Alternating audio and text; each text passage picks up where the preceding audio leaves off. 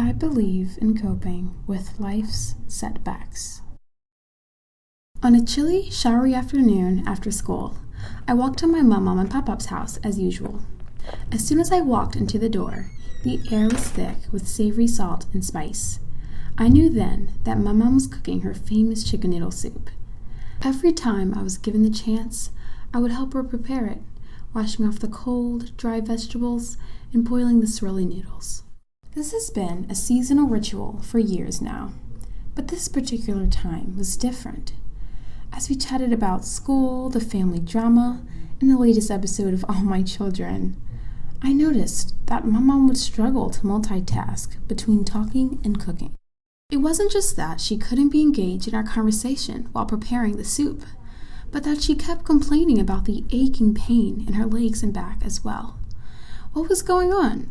I never seen her limping across the room or breathing so heavily after taking just a few steps. My pop-up finally told me that she had a rare neurological disease called multiple sclerosis. After looking it up online, I suddenly realized that this was causing her vision, mobility, and multitasking to be less adept. Even though I was only 12 years old, a weight of concern and anxiety overcame me.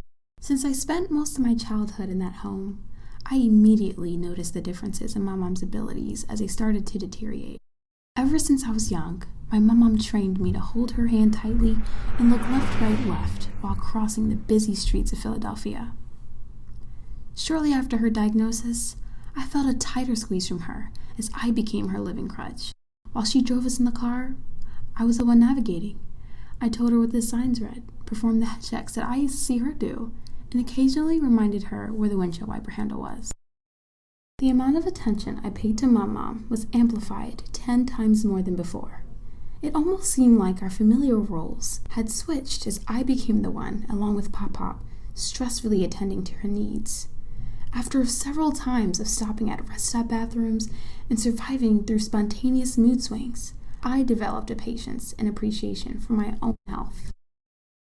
Despite the odds against her, my mom has now learned to cope with multiple sclerosis.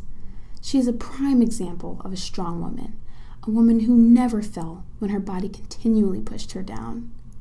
6 years later, every time I think about her, my heart warms up with love and hope that everything will be fine in the end. I believe in returning the love and care that my grandparents gave me, in living with patience and endurance despite an unlucky prognosis of a loved one, and most of all, I believe in coping with life's setbacks.